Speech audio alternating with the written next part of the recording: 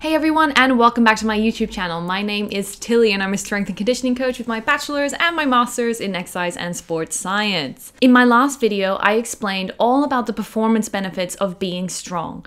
But in this video, we're going to talk about how strong you actually need to be to capitalize on those benefits. In this video, I'm going to show you some examples from world-class athletes, and I'm going to share with you some research from some incredible exercise scientists, so together we can all discuss how strong we need to be. This is such an important topic because some coaches will argue that you're strong enough and that you don't need to work on strength. But what does that mean? How strong is strong enough? I also just want to give a little disclaimer before we get into this video. I am fully aware that not everybody has the same privilege and or socioeconomic resources to be able to get strong. These could be things like good coaches, appropriate facilities, available time, able bodies, and social support. Not to mention, not everyone's going to have the same genetic potential for strength development or access to the nutrition needed to support it. However, these benchmarks that I'm going to talk to you still apply. They are based on the current body of research. So if high performance is your goal, then we have to try and figure out a way to make this happen. So to introduce to you the topic of how strong we need to be, it's really important that we understand that there's a theoretical relationship between your relative strength in the back squat,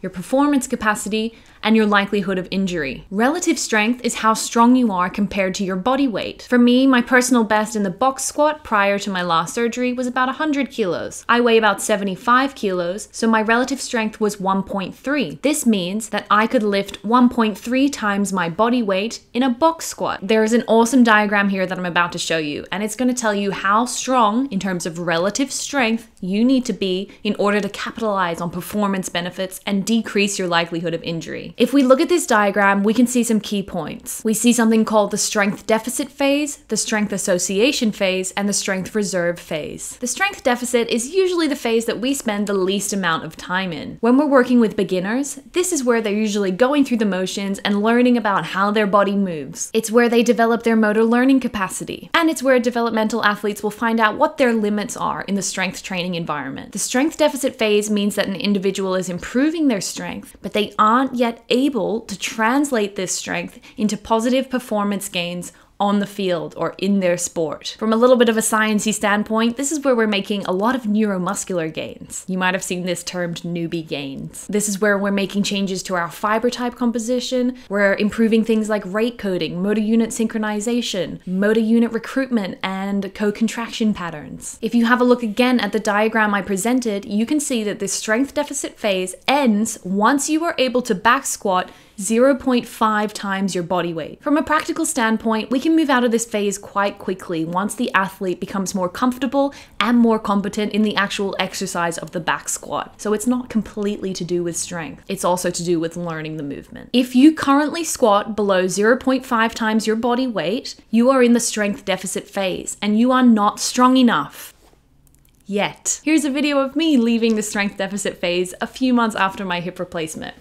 Very proud. Now, once we leave the strength deficit phase, we move into the strength association phase. This is the first phase where the increases in our strength can be directly translated to an improved performance in our sport. If you look again at the diagram, you can see that it's a pretty linear relationship here. This is not to say that the progression will be linear, but it means generally the stronger we get, the better our performance on field will be. Our time spent in this phase is a little bit longer than that of the strength deficit because we're relying on some physiological adaptations that need to take place before we can progress. Improvements in our strength association phase rely on things like our muscle cross-sectional area and the hypertrophy or muscle mass that we're able to stack on. And it also depends on things like muscle architecture changes and some of the neuromuscular changes that I mentioned earlier, like rate coding or motor unit synchronization. Also going to depend on our ability to utilize the stretch shortening cycle and decrease neural inhibitory processes. So there's a lot of reflexes and neural components to this phase. Some research has suggested that changes in muscle architecture can occur in as little as 4 to 5 weeks, and increased tendon stiffness can occur in about 9 to 10 weeks. This likely means that it's therefore going to be at least 4 to 10 weeks before we see any real performance gains from this phase. As anyone who has strength trained for long enough knows, it's not just going to take 4 to 10 weeks. It's going to take hours and months and possibly years of commitment to keep going back to the gym, to keep showing up when you need to show up in order to get gains. It's It's also really important to note that during this phase, the stronger we get, the more resilient we get to injury. This strength association phase will end once we're able to squat 2 times our body weight. Once we hit twice our body weight, we are in the strength reserve phase. This phase is reflective of athletes who have been able to improve their ability to produce force so much so that there is a really clear increase in their performance. There's also going to be a marked improvement in their ability to tolerate loads, meaning that they're not going to get injured as often as weaker athletes would. From my perspective as an S&C coach, you're not strong enough until you're able to squat 2 times your body weight. This would be for a 1 rep max. And this is for a lot of reasons. One of them being that stronger individuals are better able to tolerate power training and they're better able to get performance benefits out of it. This little part will be for the nerds of you out there, but we get this thing called post-activation potentiation when we do power training, and stronger individuals actually get it quicker or earlier on than weaker individuals. They also get an exaggerated PAP response. For those of you who are interested, PAP, or post-activation potentiation, is more recently known as post-activity performance enhancement, or PAPE. It's a phenomenon whereby your muscular performance is enhanced by the muscle's contractile history, meaning what your muscle has done in the past can help it perform better in the future. It just means that power training is more effective for stronger individuals. And I know I mentioned it briefly, but again, I really want to highlight here that once you reach that strength reserve phase, there is a massive, massive, massive reduction in injuries. Here's a little diagram to show you how your injury risk changes depending on your relative strength. Look at that. You can see when we're only able to squat about 1 to 1.7 times our body weight, we've got a really high risk of injury. As soon as we move down that curve into the higher ends of that strength association phase or into that strength reserve phase, there is a massive reduction in injury risk. That just shows that strength can act as a moderator. It's like a dimmer switch, which turns down the risk of injuries. This happens simply because injuries occur when external loads are higher than the internal ability to tolerate loads. That's it. Of course, we have to figure out why you can't tolerate those internal loads, and sometimes there's just unforeseen circumstances. But generally speaking, external load bigger than internal capacity to tolerate that load, that's what causes injuries. So if you're able to tolerate higher loads, it could be assumed that you're better able to tolerate unexpected loads, like a rugby tackle, or if you step off the pavement and jar your leg. You're better able to tolerate that when you're stronger. Now let's actually have a look at some strength standards for some elite teams, shall we? Let's see if they are strong enough. Maybe you can compare yourself and see how you track alongside them. So to start, here are some hockey players from Team GB, and these are the standards set by their strength and conditioning coaches. You can see at the bare minimum, those who participated in London 2012 or the elite category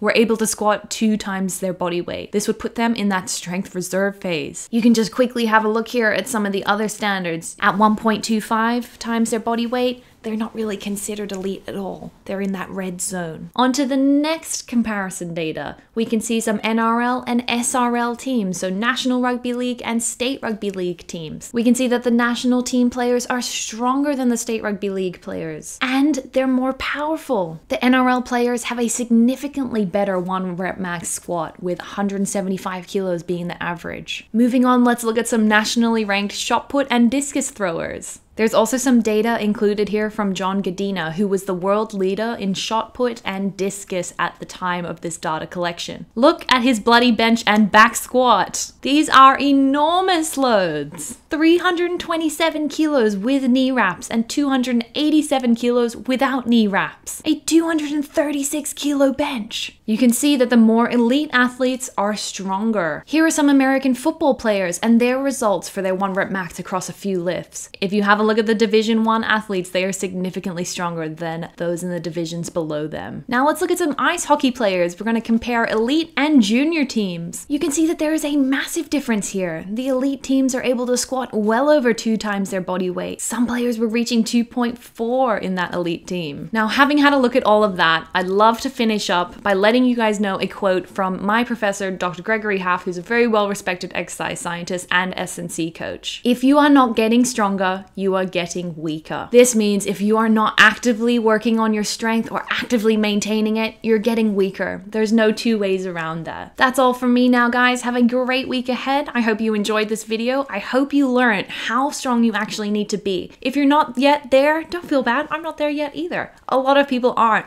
but this is exactly where we need to be working towards, and you can do that by finding an S&C coach who knows what they're talking about.